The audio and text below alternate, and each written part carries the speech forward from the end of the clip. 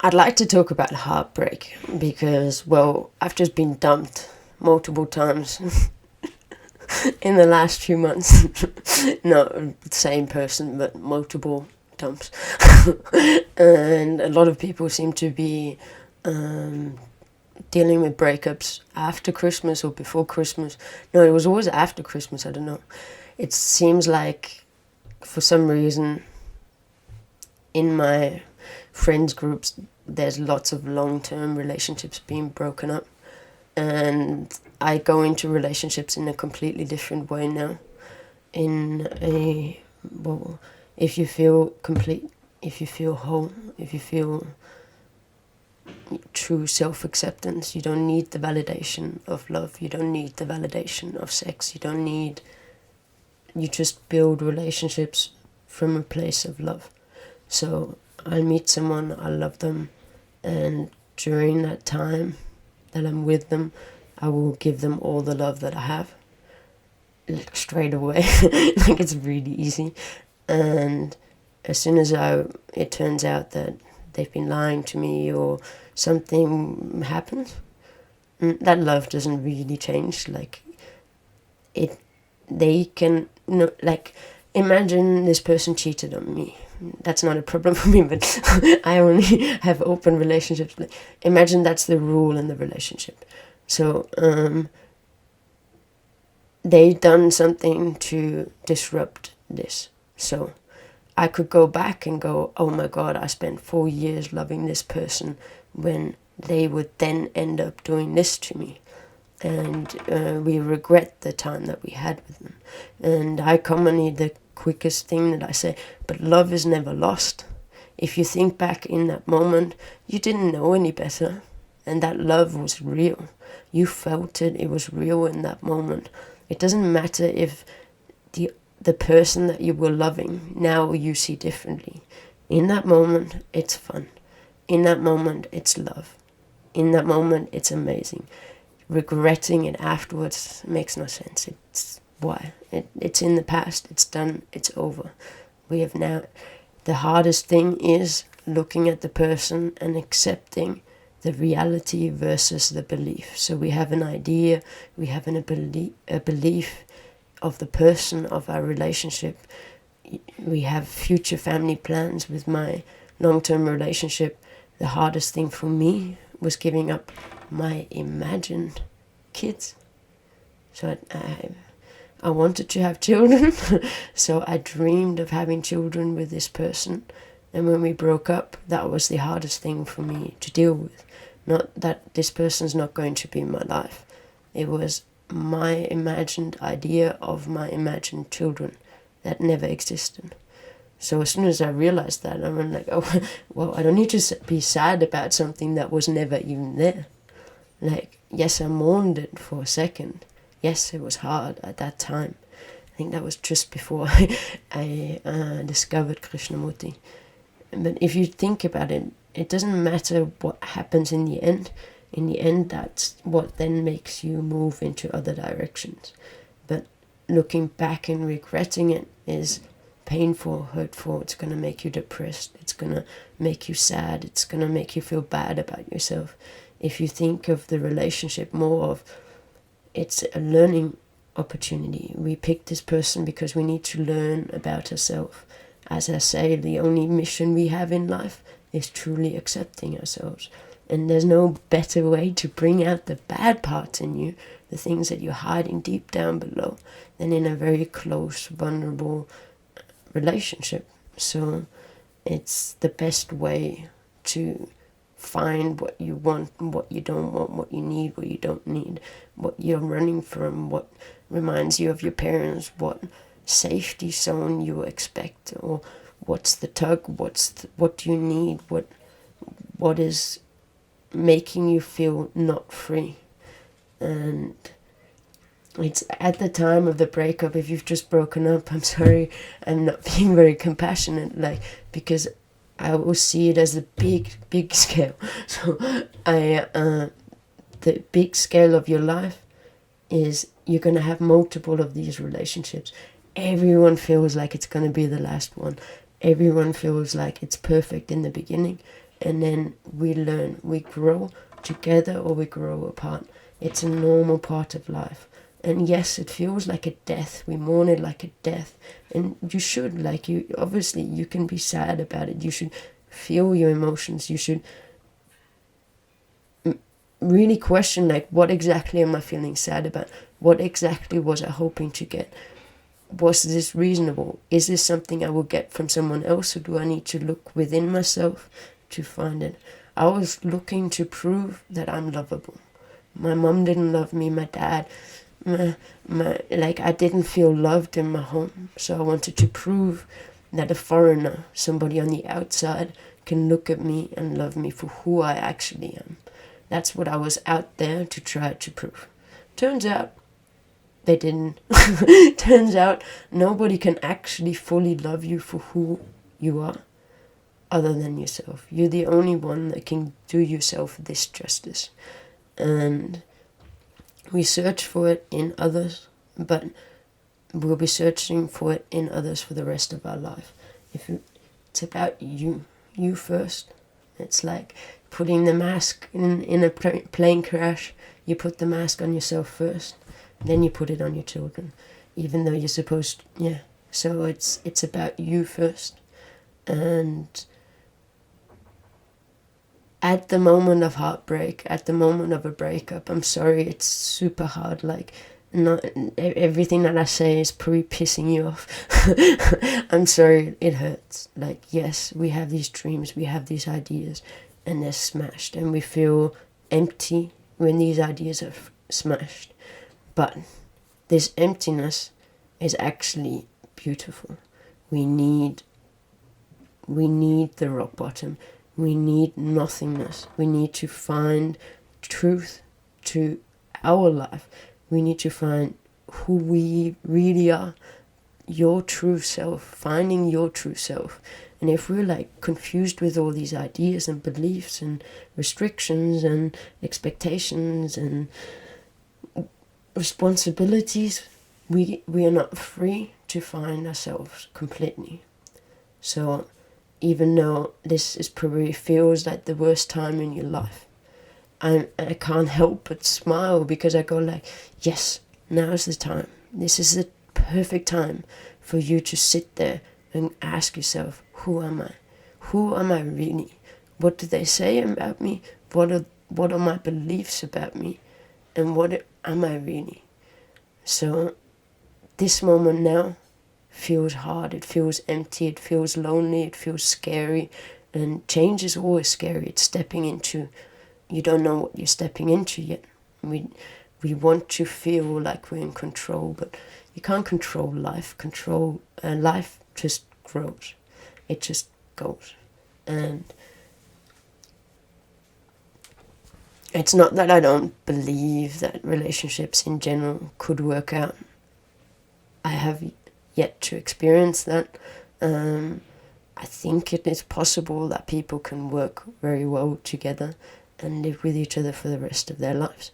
But in the end, sooner or later, one of you is going to die. So you want to be comfortable with yourself, alone and loved. It's all one, not alone. It's whole.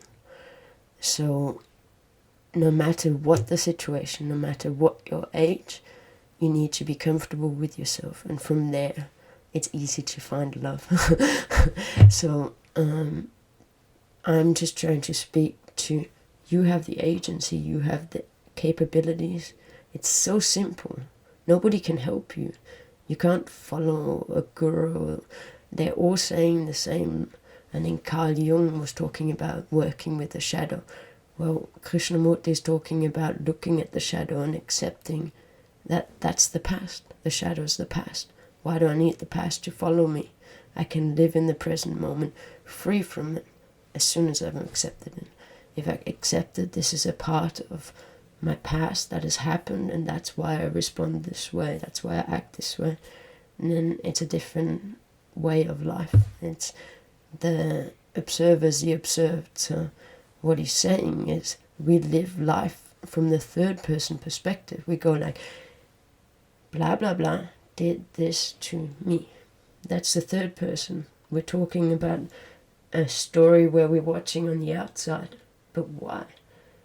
It's like, oh, I heard this and this being said to me.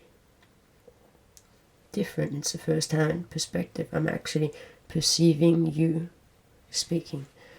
And this is what it is in real life. So in my breakup, it was, the common thing is, why could you do this to me if I did this and this? That's egoic. That's essentially egoic.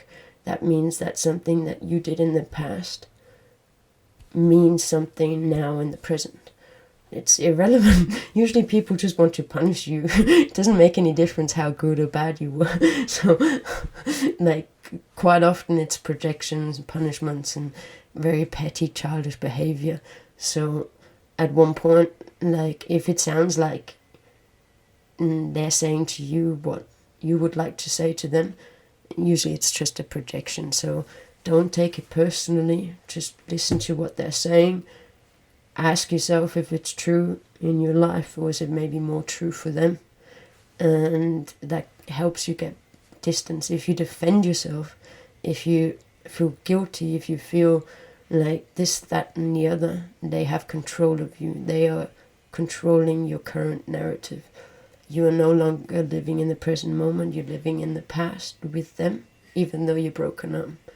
So as soon as I broke up, like, of course, I mean, we were together for 12 years, so it was scary to start life afresh.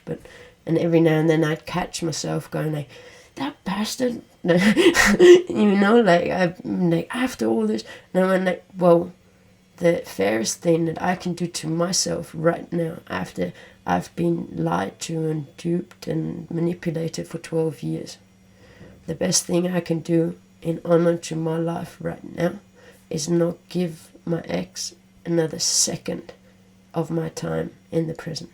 So any second that I think about my relationship that's over is wasted energy for a person that doesn't deserve it. And I'm like, no, I'm taking authority of my life. It's my brain, my mind, my past. It's done, and let's move on and forward and see what happens. Turns out my experience after was, I never would have guessed, because it turns out I'm pretty damn gay. And I wouldn't have been able to explore that if I would have been, you know, I really wanted to have children, and that kept me so blind that I tried to stay in that relationship, plus manipulation and trauma bond and whatever. It was very psychotic. Toxic, to say the least. I wish, like, I want to send you all the love. If you're in this heartbreak, if you've just broken up, you just find yourself in this hole, like, I want to, I would love to hug you, just to tell you, you're gonna be okay, you're gonna be fine, everything's gonna be alright. I know this feels like it's drama, it's bad, it's something, a negative downfall in your life. But the way that I see life now, I can see, no, this is a beautiful, beautiful place for you to grow. This is the ash that the phoenix rises from. This is the destruction that brings on the new. And from this fresh new growth, your life could change completely.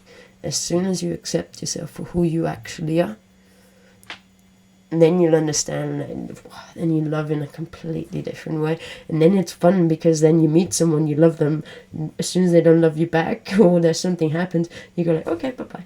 Love is never lost. Love is never lost. Remember that. And like, regrets don't help. Guilt doesn't help. But thank God I went all in and loved this person as hard as I could, as soon as possible, because I had as much possible love until it exploded. And that's how I go into it now. So much more fun. And the, like, feeling so, I'm sorry for being so harsh, but I'm trying to speak against egoic narrative. So everything like, oh, poor me, oh, this hurts, ow, like, my heart is broken, I'll never find another person. this is egoic drama, this is egoic narrative, and I know everybody does it. I did it, of course. I'm just trying to say, like, the less time you spend doing that, the better you feel. Get out there, just go for a walk, go to a place where just sit there and watch people. Like, it, just going outside and just, you never know what may happen. You may meet a friend, you never know. A bird, a dog, like, it, just keep your expectations like to a zero. And if you move, like, this is actually scientifically proven, like, it makes you feel better. And I'm not saying, like, if you're depressed or your heart is broken, go out for a walk. Like, of course there's underlying things you need to deal with, but sometimes going out gives us a fresh perspective. I used to stay indoors for days sometimes, so, like, it wouldn't be unusual for me to not leave the house for 2 or 3 days because I was so depressed, and then it would started getting harder and harder to get outdoors. And now I go like, wow, that is so violent. Like, I thought I can't go outside because people can see my pain, and then I have to talk about it, so I hid.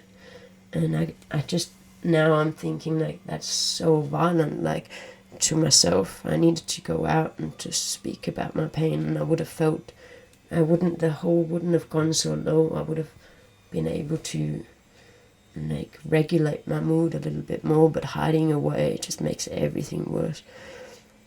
Anyway, love is never lost, and when you're going into a relationship and you're afraid to love, I also say, like, don't worry about it. Like, what are you actually losing? What are they taking from you? If you reverse the image and go like, oh, I'm gonna love them as soon as possible if they turn out to be asses, and then that's it, luckily, and you had more time loving them, you know? Yeah. What?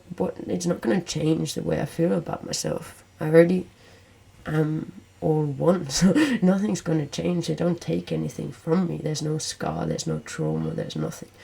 And I don't expect anything, so it's just fun, it's just love.